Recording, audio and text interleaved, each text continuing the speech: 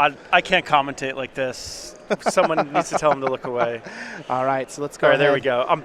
I'm good now. I'm good. Let's go ahead and battle. So it looks like Peter won the die roll. He's going to be on the play. He's going to start off cracking a flooded strand. And this will be interesting. They're both Delver decks. They're sharing a lot of the same cards. And I think that it's going to be interesting to see how the small differences that they have actually have an impact. For example, the Grixis Delver deck has Young Pyromancer. Sultai Delver deck has Dark Confidant. Sultai Delver deck has Abrupt Decay. Grixis Delver deck has Lightning Bolt. So it's going to be interesting to see how those things play out. I would say, generally speaking, the Grixis Delver deck is 1% faster, essentially, because of those changes. But the Sultai Delver deck probably is better at staying on top if it can get a little ahead. You can never keep a good Goyf down. You really can't. Tarmogoyf has the potential to be very good. Stifle also has the potential to play into a mana denial game, especially since Peter is on the play here. So both players are going to have a Deathrite Shaman. Peter's going to add a second copy of Deathrite Shaman along with a Delver of Secrets and pass the turn back to Kent. Now he used his current Deathrite Shaman on his own land to cut off resources for Kent, which is very smart. Yeah, he doesn't want to give Kent an opportunity to use that resource if he doesn't have to.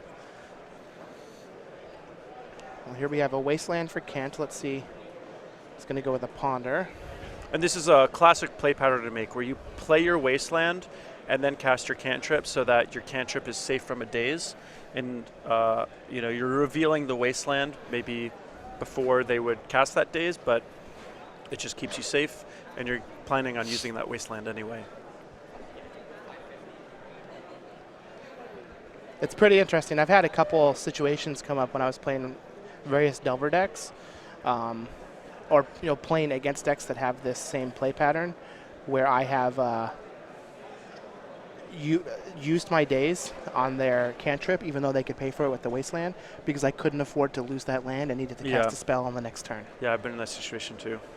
One of my favorite things to do is when they cast Wasteland, in response you cast something, and they try to counter it, and then you daze, returning the target of Wasteland. That's super fun. All right, so Peter's going to use a Spell Pierce to take care of the Ponder from Kent. He's going to fire off a Wasteland on that Underground Sea. He's going to eat it with his Deathrite Shaman and play another Deathrite Shaman. Peter's going to eat the Wasteland with a Deathrite Shaman and play a Delver of Secrets. This is a real Deathrite Shaman war. Yeah, Peter has 2 pair. His Ponder is going to resolve, though. And the mana denial plan doesn't work quite as well when there's so many Deathrite Shamans on the board, although at the rate they're eating each other's lands that hit the graveyard, it still is a factor.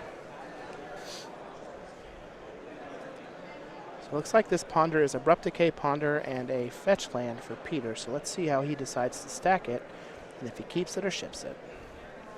The fact that Peter has 2 Delver of Secrets on the board is cannot be understated as pretty big advantage.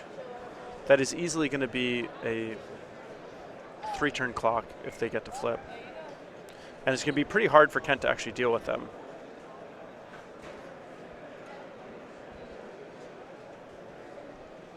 All right, so Pete is going to stack them so that the Abrupt Decay is underneath the fetch land. He's going to draw his fetch land.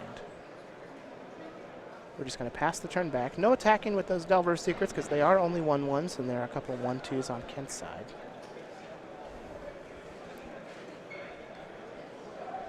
And you can really see here how Abrupt Decay is a little on the expensive side for the matchup. It can deal with things like Dark Confidant, can deal with things like Tarmogoyf, which Lightning Bolt usually cannot, which is quite nice. But in a matchup where all the spells are 1 mana, you're really tight on how much mana you have access to. The fact that Abrupt Decay is 2 mana is a rather large cost in this situation. All right, so Kent is going to fire off a Brainstorm. He's going to find 2 basic lands and a Lightning Bolt. That'll let him take care of one of those Delver of Secrets. He also has a Gurmag Angler, so if he can get to a point where he fills his graveyard up fairly quickly and can land a 5/5, that might push things in the matchup, since Peter doesn't really have any clean ways to get rid of it. Yeah, Gurmag Angler's a tough one. Might only pay 1 mana to put it on the battlefield, but it still costs 7. Yeah. I know that sometimes you'll see a small number of dismembers that these players will have access to, usually in the sideboard for a Gurmag Angler, but Peter's most likely way of dealing with it is just trying to double block with some Goyfs. He also has a copy of True Name Nemesis in his deck. Yep, that would also be a good way to hold it off, but not really. I mean, the True Name Nemesis doesn't race it, which is kind of annoying. Yeah. He does have access to some disfigures that he could use inside of combat as well. But we're a little ways off from that, and at the rate these players are eating the cards in their graveyard, it's, we may not see that Gurmag Angler for a while. It's interesting that he decided to eat his own Wasteland instead of his opponent's Tropical Island, being as he has Gurmag Angler in his hand. And I like going after the Delver here rather than the Deathrite Shaman. There's already so many Deathrite Shamans on the board. They're going to start to lose their utility. But these Delvers, especially having seen Peter keep the top 3 with his Ponder, means that they're going to be a pretty serious clock. Right, so Abrupt Decay is going to be revealed. That is going to flip that Delver of Secrets into an Insectile Aberration, which is kind of cool considering in Shadows over Innistrad we have the continuation. And then that in is cool. Eldritch Moon we have the final form. Yep. I do like it when cards have their own little storyline and evolution. That is cool. Evolution. So would you say no that? No pun intended. So would you say that? Honestly, no pun intended. Delver of Secrets is the basic Pokemon. Something like that. Ooh. Now this is a big deal. Dark Confidant getting played early in the game when Peter is at a high life total, and on top of that, he's ahead on the board. Kent needs to find an answer for this Dark Confidant right away, otherwise it's going to likely generate some game-winning value. I love Dark Confidant. So good. I find time and time again in Magic that I am, personally me as a player, I'm just more accepting to take damage in order for some sort of other advantage. I love Dark Confidant. When Mana Confluence was available, I loved that card. I always feel like I'm at such an advantage with those kinds of cards because, a lot of times your life total just isn't as valuable as you think it is. All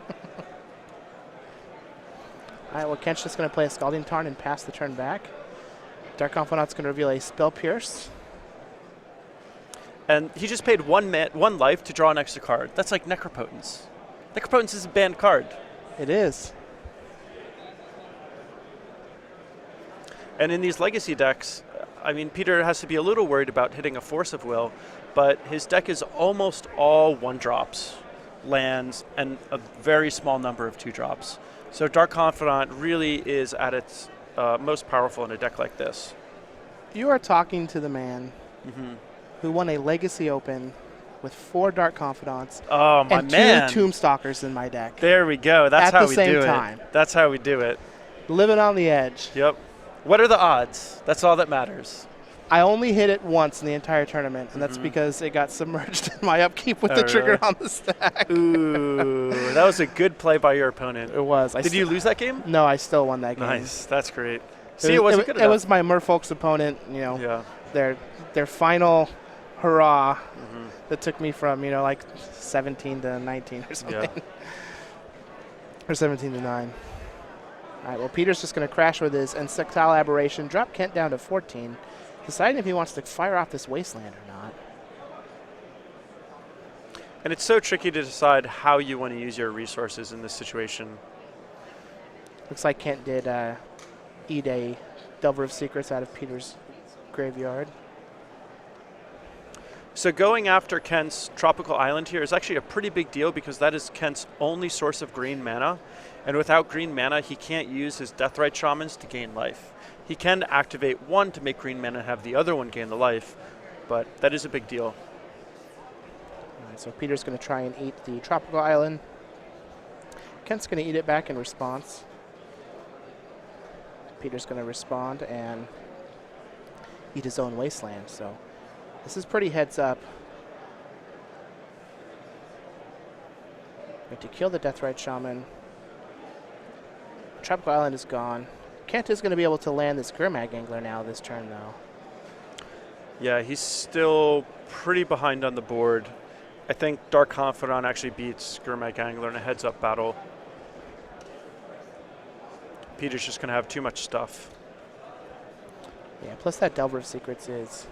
Yep, just eating away. The Insectile Aberration is just relentlessly attacking.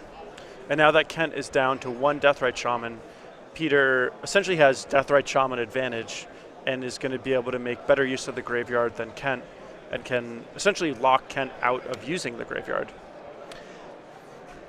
Do you think that Delver of Secrets would be as good and ubiquitous as it is now if its flip side had Must Attack? It wouldn't be as good, but I think it would still be played in the same decks, and those decks would still be just about as good. Like, if it only said Must Attack on the flip side. Yeah. Yeah. Yeah, because then, like, it loses its, like, you're going from a human to an insect, so Yeah. you're like, I can't really think. My brain's all I must buggy. attack. Yeah. All right, so that Gurmag Angler is going to hit the battlefield. Peter's going to attack Kent down to 12. Just has a bunch of soft permission in his hand. Yep.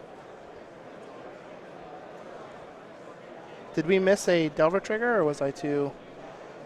Yeah, you were going all buggy. All right, so Peter's going to do a couple points of damage with that Deathrite Shaman, knock Kent down to 10. Kent is going to hard cast a Gataxian Probe. Going to let him see what's up and dig a card deeper into his deck. And the most relevant part of this Gataxian Probe is draw card. Yeah. Because Kent is behind on the board. He's falling behind on cards. And he really needs to hit something good to catch himself up. I wonder if it's worthwhile to daze this just to lock up another mana from Kent. I don't think so, because he has the... I mean, if he's paying mana for this probe, it probably means he doesn't have a whole lot else to even do. Well, I mean, he also can't really afford to pay the 2 life because he's at 10. Yeah. All right, a Volcanic Island for Kent. Let's see if he goes on the assault here with this Gurmag Angler. He can't just sit back. Yeah, playing defense is not going to be a winning strategy. That said, for 5 with the zombie fish, that's going to bring Peter down to 11. Yeah, that said, Ken is almost dead. Ooh, this Abrupt Decay is going to be pretty rough. It's going to knock Peter down to 9. Oh, there isn't another land, though. Kent is going to go down to 24.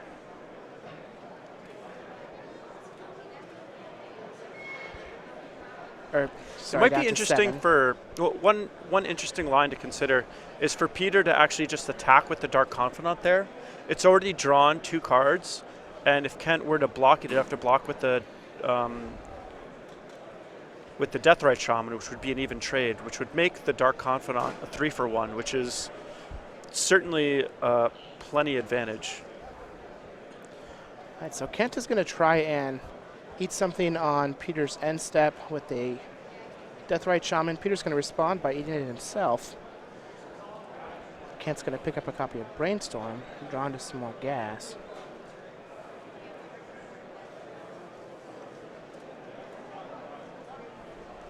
And this is one of the tricky things about counter spells is that when you need to interact with things on the board, they're not really that good.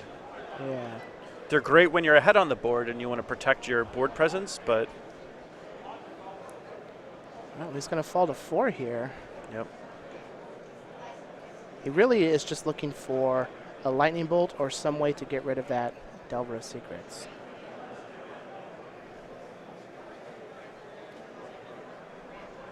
Yeah, I think I would have liked to see, or I shouldn't say I would have liked to have seen, but it would have been interesting if Peter had attacked with Dark Confidant that last turn.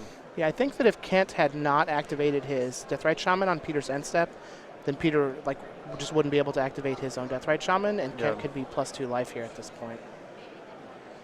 But by doing the attack with the Dark Confidant, you either push an extra 2 damage because he doesn't Oh yeah, block. the attack from Peter. Or I if agree he with that. blocks, then your Deathrite Shamans have free reign post-combat because Kent's Deathrite Shaman is gone. All right, well, we're going to ponder and shuffle. On the other side of that, though, I can't deny Peter's reasoning of, who cares if I'm at 9? I just want more cards off my Dark Confidant. I can respect that reasoning. I think we might see a Deathrite Shaman chump block here on this Gurmag Angler this turn. That could be.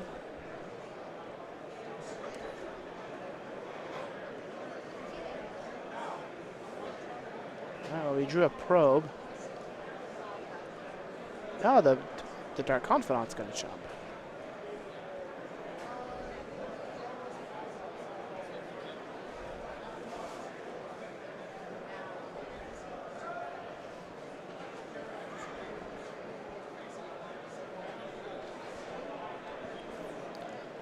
One of the things that's tricky about these Delver decks is there really is no good card to catch you up. It's not like you have something like in Standard in the form of Tragic Arrogance that is basically a big equalizer, or a card like Linvala the Preserver where you can behind play that and catch right back up. All right. Kent's just going to pass the turn. Peter's going to use his Deathrite Shaman to eat the Polluted Delta that's in Kent's graveyard and cast a Brainstorm.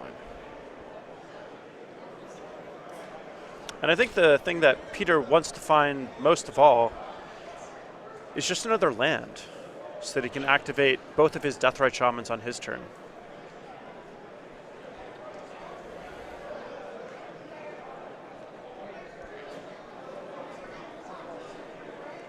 I think we're going to see these jerseys face off against each other a lot. I think we are. Get used to this, guys. This is the future. And ladies. Ladies should get used to it, too. Can't leave them out. All right, Kent's going to Brainstorm. Delvers and probes, not really going to help much. I think that as long as Peter just attacks with his creatures, this game is over. We'll see how he decides to play next turn. He's got to be pretty worried about a card like Lightning Bolt, though, if he attacks with everything. He's got a Spell Pierce in hand. And a Force of Will now.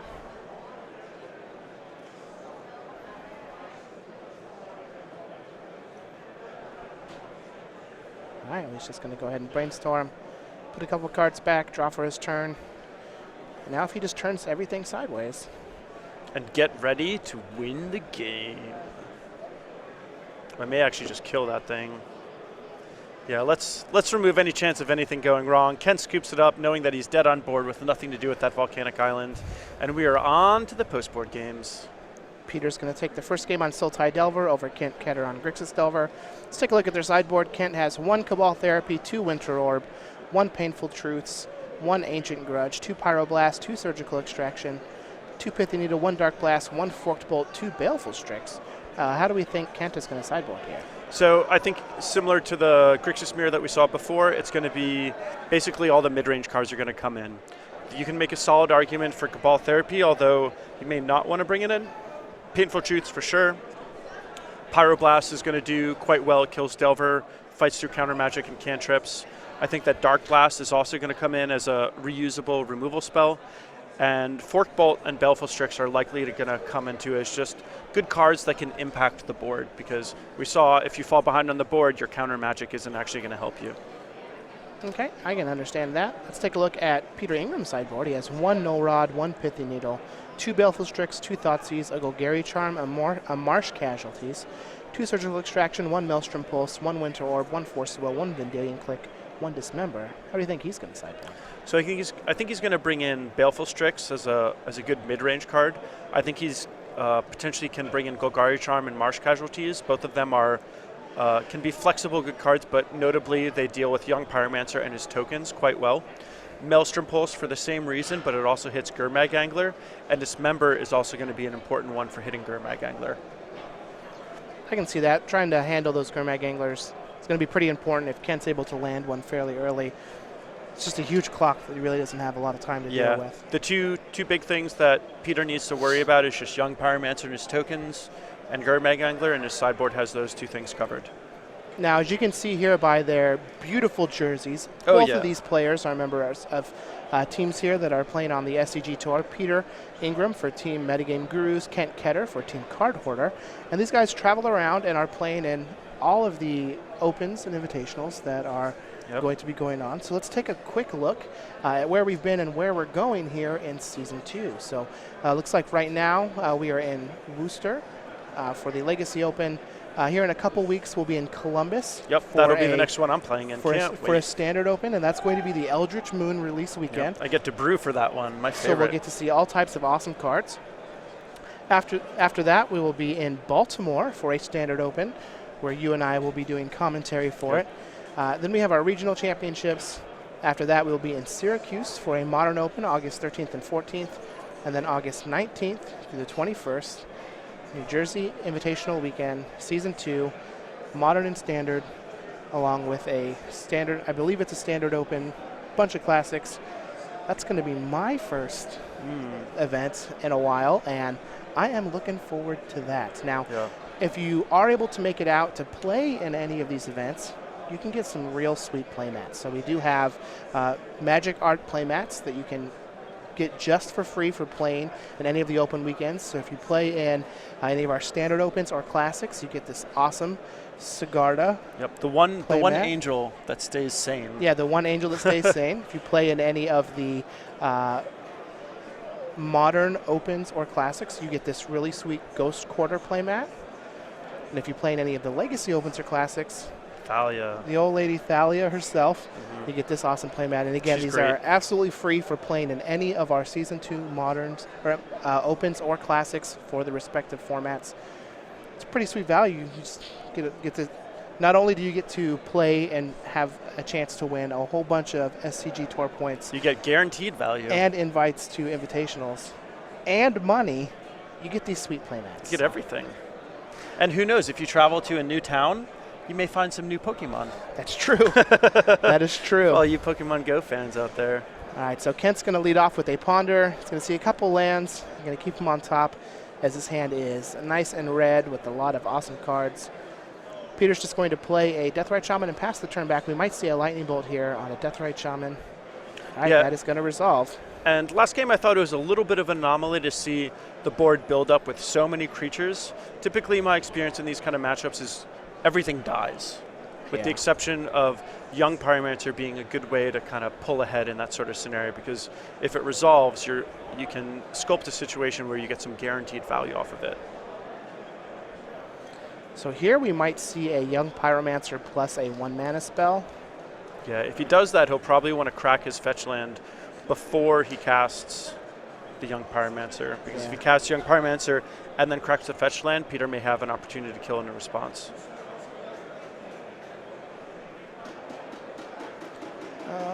Baleful Strix instead. All right. And I do like that. If he can set up develop his mana more, he can set up an even better turn for Young Pyromancer. He may be able to set up a situation where he plays Young Pyromancer and Pyroplasts his opponent Delver and casts a Brainstorm, meaning that he would be able to get 2 tokens, which is real value in this matchup. Those 1/1s are no joke. So he is just going to pass the turn. I think if I was Kent, I would have liked fetching and playing that Deathrite Shaman. But the problem, if he does that, then he cuts himself off of having 2 red mana sources. And unfortunately, Badlands is just not going in this deck. Yeah. Or Taiga. Oh, even worse. Yep. For all the Kurt Ape / Daryl Ayers fans out there playing the old Turd Ape. Is that what they call it? That's what I've heard. Card's actually not that bad. I can see a world where I'm playing Kurt Ape.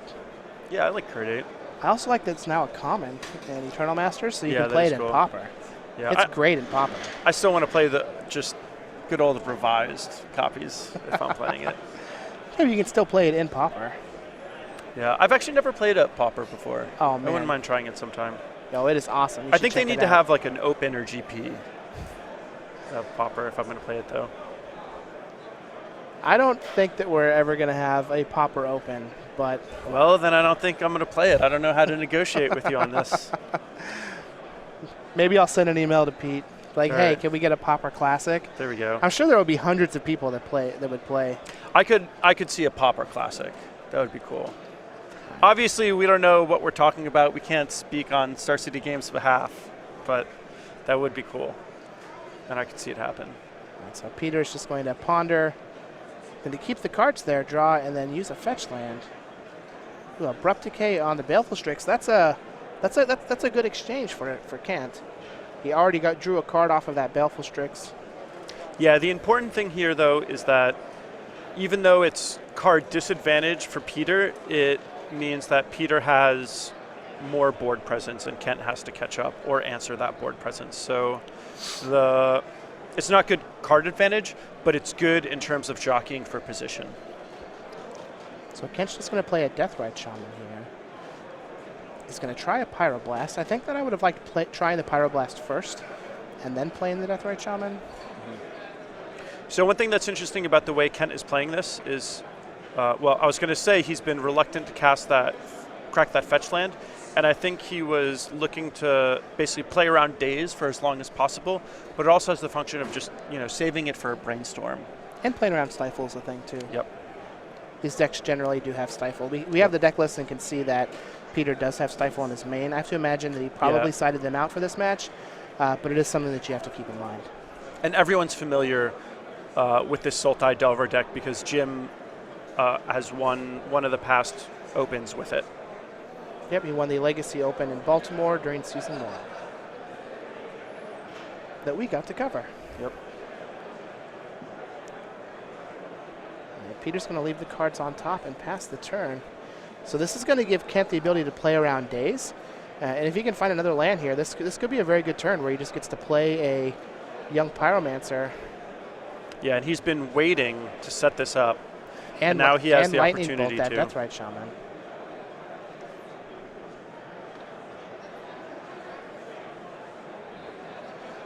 Trigger.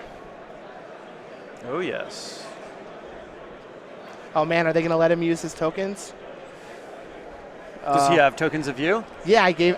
Oh, he has like custom CVM elemental tokens. Are they signed and everything?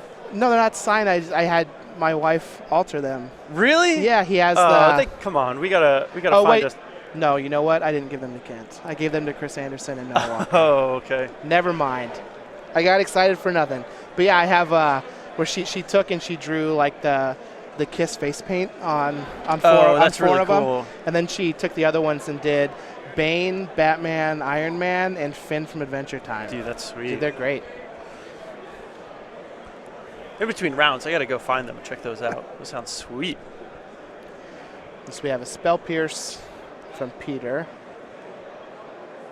And he can pay this, but then he would be vulnerable to Daze. So I wouldn't be surprised if he really wants this Lightning Bolt to resolve to just fire off the Pyroblast. Yeah, so he could just like fetch for his third Volcanic Island, Pyroblast. That's going to give him another Elemental token.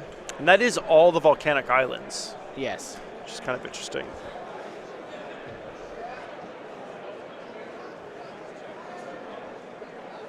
And Kent probably assumes that the only reason Peter would fire off a Spell Pierce in this situation is because he has Daze. So Kent may read Peter for having a Daze in this situation.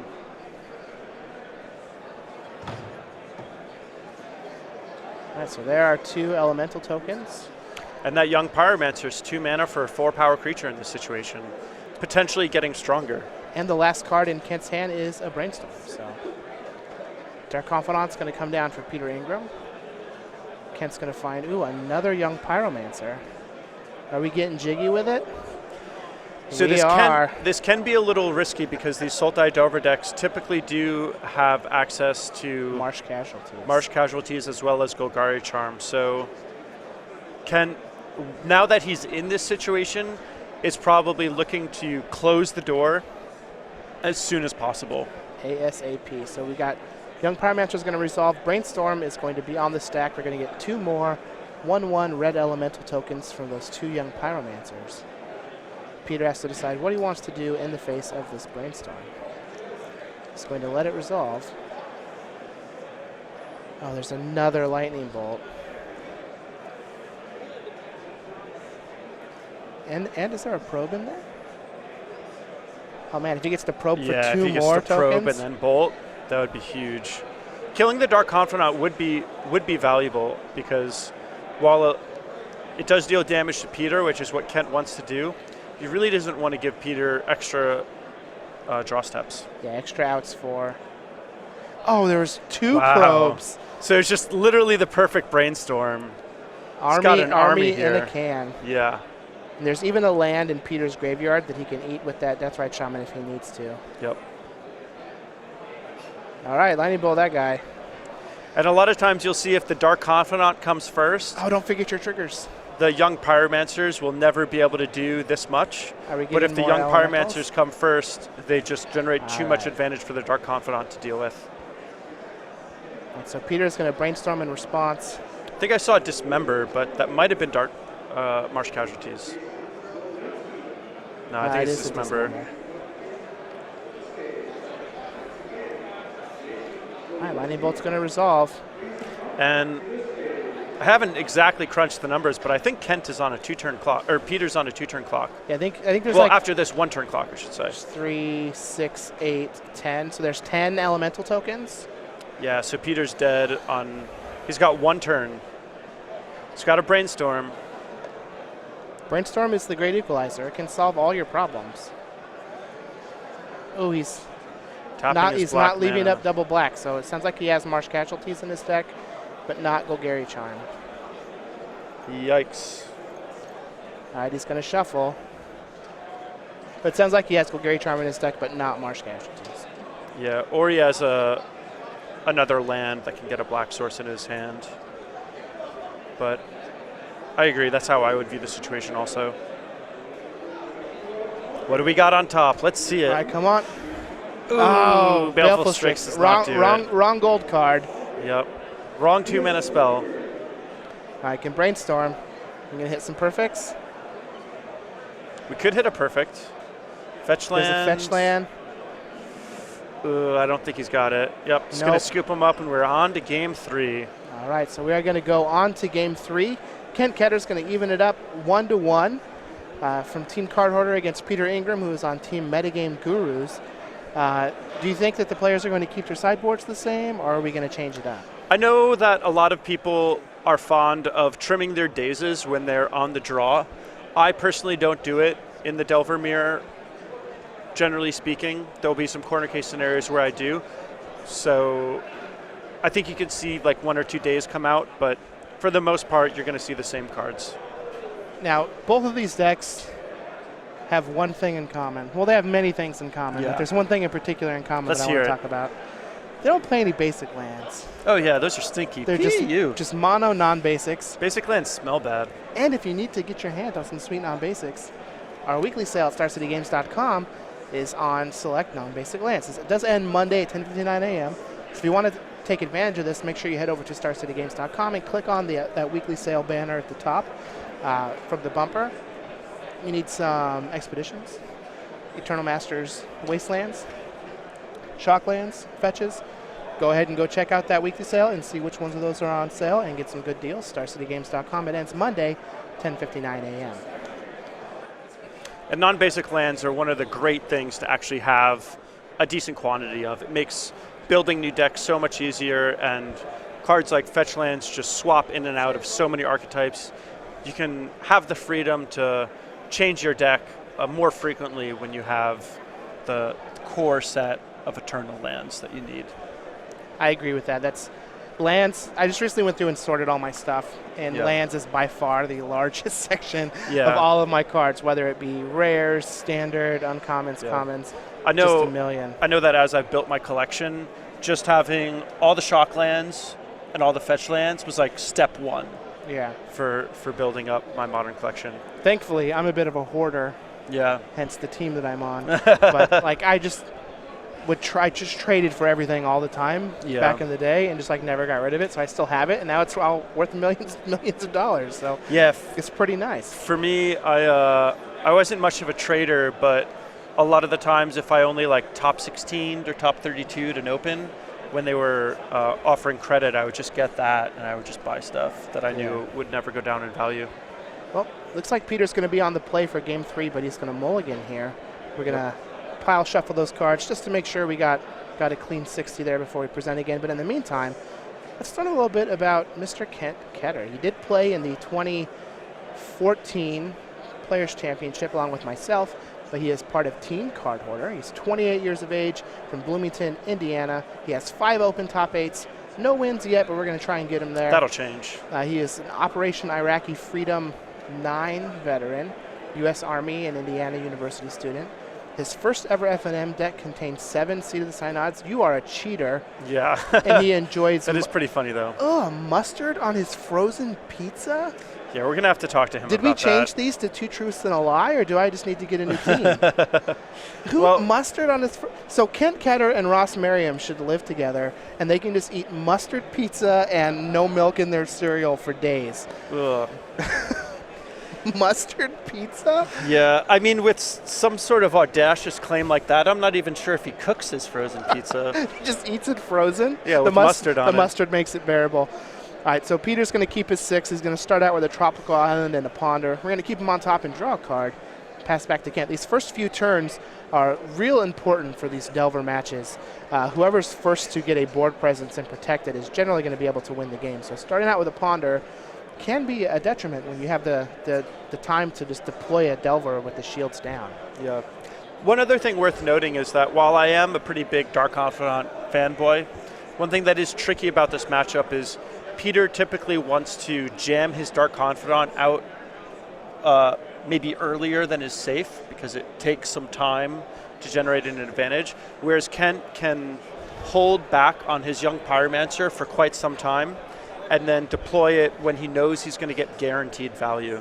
So it'll be a little interesting to see how exactly that plays out. In game 1, we saw the Dark Confidant do some nice work, drawing Peter quite a few extra cards, but we saw in game 2, the young Pyromancer was a bit more powerful. All right, well, Kent is just going to use a Pluto Delta to find a volcanic island ponder for himself, keep him on top, but Peter is going to fire off a Wasteland and play a Deathrite Shaman. So really fighting the mana war at this stage in the game. Peter has access to 3 mana with a land drop, whereas Ken is still trying to rebuild his mana base, having deployed another land to put him at a count of 1. So he's got an Underground Sea along with a Ponder, and just going to pass the turn back to Peter after keeping them on top. He does have a couple days and a Lightning Bolt in his hand, so if he's able to dispatch that Deathrite Shaman with the Lightning Bolt, this could be pretty good for him. Peter's just going to play a fetch land, Pluto Delta for his turn. Looks like he has a Tarmogoyf in hand. If he decides to deploy this, it would only be a 2/3. So we just have ponders and lands in the graveyards. If Kent chose to Lightning Bolt that 2/3 Tarmogoyf, though, the way that state-based damage works, though, that Tarmogoyf would become a 3/4 before it would hit the graveyard. So Lightning Bolt, even though it's a 2/3 Tarmogoyf, Lightning Bolt will not kill it. Correct. All right, so we've got a Tarmogoyf here. I don't think that Kent's going to try and daze it. And Tarmogoyf is a great card.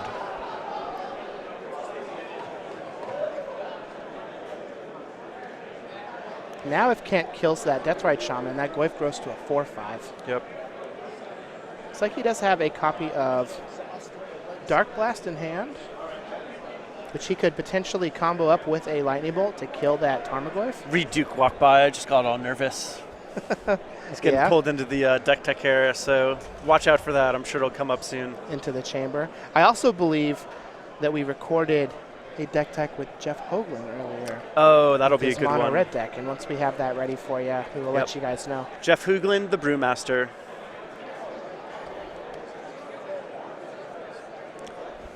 So this is a little tricky. Ken is wastelanding this Underground Sea, but now that Peter has this Tarmogoyf on the board, we're kind of past the point where you want to fight over mana, and you really want to fight over the creatures that are on the board. So Yeah, that feels like a real aggressive wasteland. well, he made like I don't think he has a lot of other options. He doesn't have access to red mana, and he has quite a few red cards in his hand. All right, well, this 2/3 Tarmogoyf is going to crash in, going to bring Kent down to 17. The wasteland does have some utility in play as a security against Daze, but it seemed like Kent valued denying Peter of a land more than that. All right, well, here's a Brainstorm. This is going to grow that Goyf to a 3/4. If Kent's able to land a Deathrite or a young Pyromancer, Pyromancers can very easily outpace a Tarmogoyf. Yeah, we could also see a Gurmag Angler hit play, which would be quite nice as well.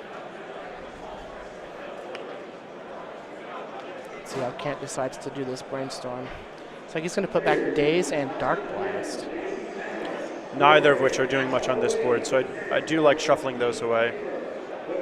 Goyf will grow to a 3/4.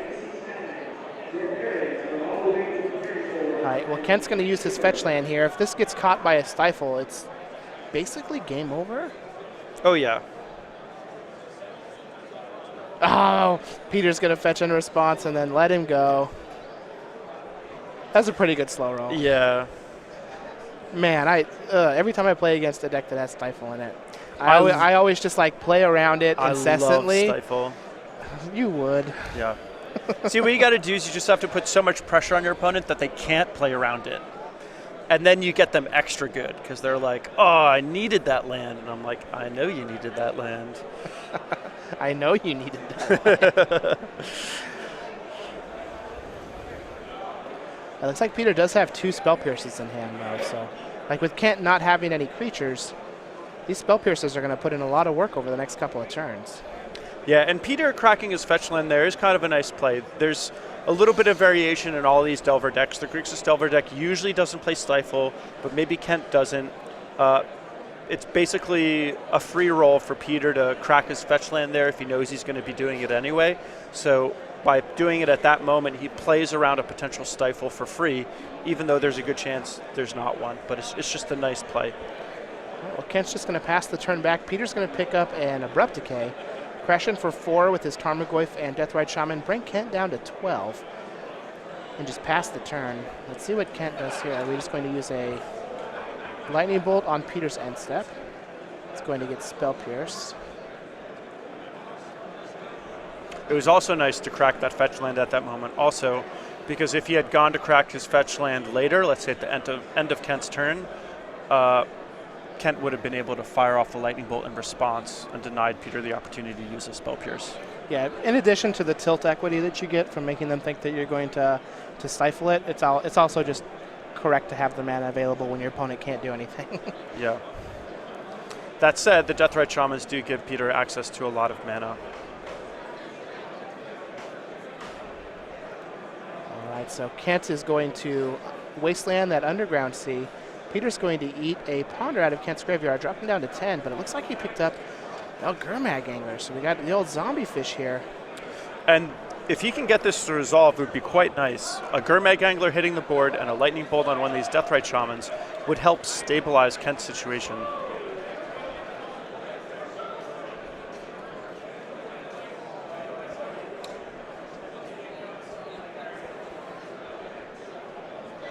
And Kent, being at a rather low life total, wants to get rid of all the cards in his graveyard that could deal damage to him through Deathrite Shaman.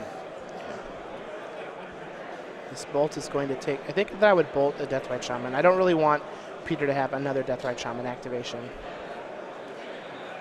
Yeah, I agree. This is going to mean Peter has access to 3 mana on his turn.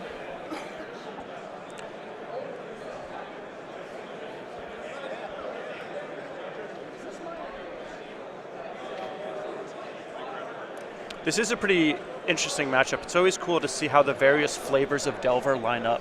Yeah. A lot of them are dealing with a lot of the same stuff, a lot of one-for-ones, but there's a few unique differences. This Gurmag Angler is certainly one of the major reasons why you would want to play the Grixis Delver deck over these other flavors. Well, Couldn't Peter's deck also just play Gurmag Angler? Yeah. Yeah, he's playing the one True Name Nemesis, but that card could easily be a Gurmag Angler. Well, there's the Delver of Secrets for Peter. Kent has a Delver of his own, and maybe a Lightning Bolt?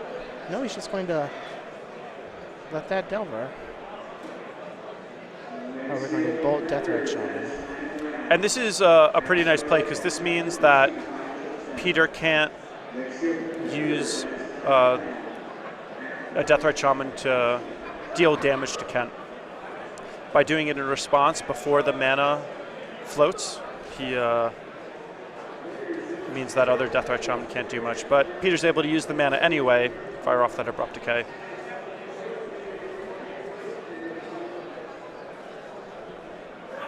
Ooh, and I think I saw a Dark Bob. All right, so Dark Confidant's going to come down. And with Peter being at 18 life, that is a very threatening card and definitely worthy of a Daze. Yep, Daze is going to take care of that Dark Confidant. That Goyf is a 4/5. I don't think there's anything outside of Baleful Strix that can grow it up higher than a 4/5. Yeah. Kent's going to pay 2 life here and fall to 8. He's so short on mana. I don't mind paying life there. I think did Kent draw for that probe? Not sure.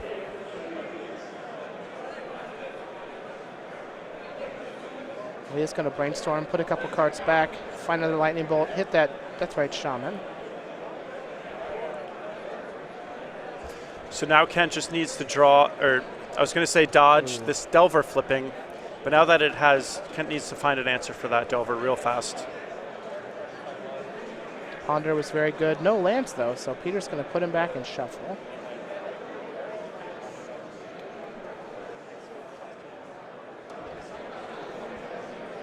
All right, so Peter's just going to shuffle off of that Ponder. And with the ground locked up as it is, and Kent kind of in the back foot, this Delver is just completely uncontested to win the game without the fear of any backlash or counterattack at this stage. Delver's just going to attack for 3. Ken needs to find like a Baleful Strix or another removal spell. Well, here's the Brainstorm, step 1. And essentially this game, Peter has been on the front foot the whole time. He was the first one to develop a board presence. Kent was still trying to interact with Peter's mana after Peter had already deployed some threats. So Kent really has a lot of his options limited. Normally a card like Gurmag Angler could just race a Tarmogoyf or a Delver of Secrets, but Kent has never had an opportunity to attack with the Gurmag Angler. Looks like Kent does have a copy of Baleful Strix, which is going to be real nice. But unfortunately, Peter has a Golgari Chime. So that is in from the sideboard as a way to deal with young Pyromancer tokens. And a fetch land. That's the real prize that Peter's been looking for. And that is a great way to deal with the Delver, but I think Peter's gonna see a way to win this game. Oh, and we found a Wasteland. That's huge. Wow, that is big. So now Peter might not actually be able to win this game. See if Peter can find another land. Well, he's going to fetch down to 17, play a Delver. This is likely going to get Daze. It looks like that Kent has another Daze in his hand. Kent does still need to find some way to break through this. Something like a second Gurmag Angler would be perfect. Yeah, what's tricky about this is because Kent is all the way down to 2, he really can't go on the offensive and race with any capacity. So he really does need to answer everything that Peter does. And there's the Deathrite Shaman. That is a decent start. Yeah, that is a decent start, although it's going to be tough for him to use it in a way that gains life.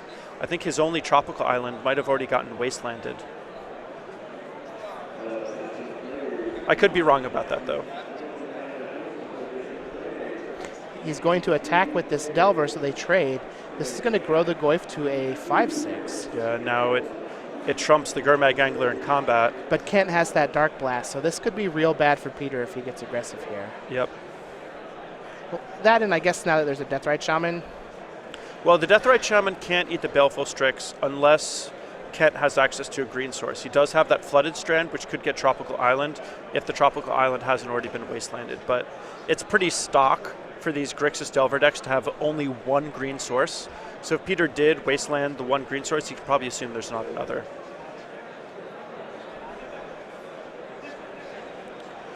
All right, so he's just going to attack, bring Peter down to 12. Wow, and Kent attacked. That is a bold move.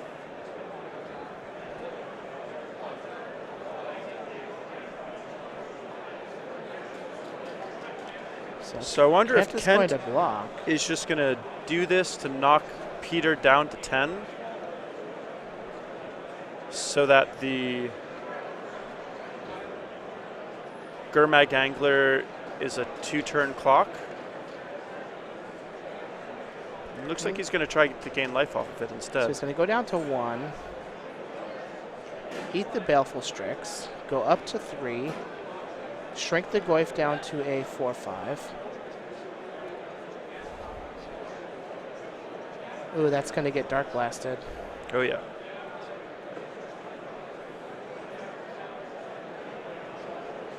Oh, and they are in turn, so definitely explains why Kent is taking this more aggressive line. All right, question time. Yep. If you're Kent, do you draw 2 cards with this Painful Truths? Oh, yeah.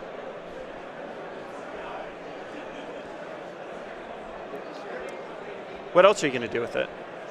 You need the cards. I don't know. He fought so valiantly. I mean, you heard me talking about Dark Confidant and Mana Confluence. That's true. You should get Greatness at Any Cost tattooed. just right on your neck. Bob Maher is my role model. Ooh, Wasteland's going to hit the Volcanic Island. Peter's going to pass the turn back. And Peter doesn't have a good way to win from this position. Kent's going to pick up a Pyromancer. And this is why I would have liked to have seen the Painful Truths get fired off, because he just needs to win this turn or his next turn, and that's it. And Peter has a relatively small window to kill him. Anything that would kill him from 3 would likely kill him from 1. And 3 extra cards would be nice. All right, so Peter is going to be turn 4. Or sorry, turn 3. But unfortunately, I think this is going to end up in a draw.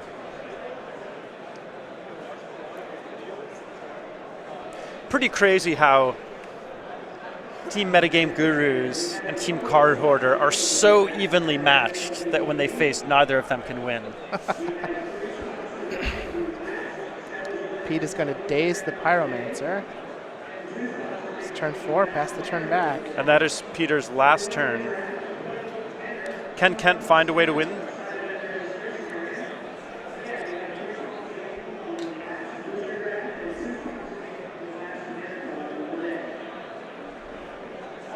And I have to imagine that this is going to end to a draw, but we'll see what the players want to do. Oh, man. Yeah, I don't think that Kent can lose from this position, but you still have to finish the game out before, you still have to close the game out. I mean, with a land, Peter would be right back in it, because he would be able to kill the Baleful Strix and the young Pyromancer with the Golgari Charm, and then deploy a Tarmogoyf that was bigger than the Gurmag Angler. So I don't think he actually would have had time to do that, though.